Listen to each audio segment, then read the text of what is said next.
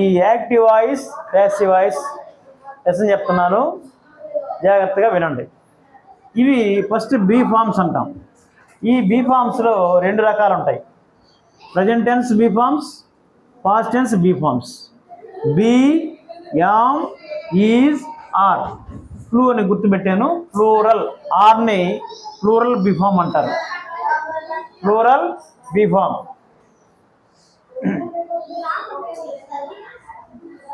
Plural be form. Past టెన్స్లో was, were, was, were. Next have forms. Have, has, had. Past tense. వీటిని have forms అంటారు. Have, has, had. వీటిని have forms అంటారు. Next ఇక్కడ sentence చూడండి. Sentences ఒకసారి చూడండి. Monkey eats banana. Monkey eats banana. కోతి అరటిపండు తింటుంది. ఈట్స్ అనేది ప్రజెంట్ టెన్స్, గుర్తుపెట్టుకోవాలి. Monkey subject, monkey eats banana. ఇది యాక్టివ్ వాయిస్ అంటాం. దీన్ని మనం ప్యాసివ్ వాయిస్గా మారిస్తే ఇక్కడ ఉన్నటువంటి ఆబ్జెక్ట్ని సబ్జెక్ట్ ప్లేస్లో తీసుకురావాలి. Banana is be form, is present tense be form. ఎందుకంటే ఈట్స్ అనేది ప్రజెంట్ టెన్స్ కాబట్టి బీ ఫార్మ్ కూడా ప్రజెంట్ టెన్స్లో ఉండాలి. తర్వాత V3 రాయాలి. బీ ఫార్మ్ తర్వాత V3 రాయాలి. Eat, ate, eaten. Eat, ate, eaten. Is, eaten జనరల్గా బై రాస్తాం. బై అంటే చేత అని. బై మంకీ, ఎవరి చేత? మంకీ చేత. మంకీ అరటిపండు తినింది. అరటిపండు మంకీ చేత తినబడింది అనేది మీనింగ్. నెక్స్ట్ రెండో లైన్ చూడండి. Rama beads a dog. రాముడు కుక్కను కొడుతున్నాడు. ఆ డాగ్ ఈజ్, ఇక్కడ వాజ్ రాయకూడదు. ఎందుకంటే వెర్బ్ ప్రెజెంట్ టెన్స్లో ఉంది కనుక బీ ఫార్మ్ ఈజ్ ఉండాలి. రామ ఆ dog is beaten, bet beaten by Rama. ఇది ప్యాసివ్ వాయిస్. అంటే మనం ఆబ్జెక్ట్ని సబ్జెక్ట్ ప్లేస్లో రాసి వాక్యాన్ని మొదలు పెడితే అది ప్యాసివ్ వాయిస్ అవుతుంది. అలా కాకుండా సబ్జెక్ట్ని సబ్జెక్ట్ ప్లేస్లోనే ఉంచి వాక్యాన్ని మొదలు పెడితే అది యాక్టివ్ వాయిస్ అవుతుంది. నెక్స్ట్ రూల్స్ ఇక్కడ రాశాను, ఒకసారి చూడండి. ఇక్కడ V1, V2, V3. Eat, ate, eaten. Eat, ate, eaten. తర్వాత కిల్, కిల్డ్, కిల్డ్. ఇక్కడ kill, killed, killed. Beat, bet, beaten. Call, called, called. Lift, lifted, lifted. Catch, caught, caught. Cut, cut, cut. Bring, brought, brought. Put, put, put. ఇవి. తర్వాత ఇక్కడ సూత్రం ఏంటంటే వెర్బ్ని present టెన్స్లో ఉన్నప్పుడు బీ ఫార్మ్ కూడా ప్రజెంట్ టెన్స్లోనే ఉండాలి. ఈట్ ఉంది కాబట్టి ఈజ్ వచ్చింది. అదే ఏట్ ఉంటే వాజ్ రావాల్సి వస్తుంది. మంకీ ఏట్ బనానా అంటే బనానా వాజ్ ఈట్ అని రావాలి, అప్పుడు ఈజ్ రాకూడదు. రెండోది బీ ఫార్మ్ రాశాక కంపల్సరీగా V3 రాయాలి ప్యాసివ్ వాయిస్లో. Passive voice. ఇవి సూత్రాలు.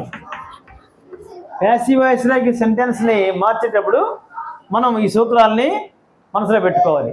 తర్వాత సబ్జెక్ట్ కనుక ఒకరైతే ఈజ్ రాయాలి. ఆబ్జెక్ట్ కనుక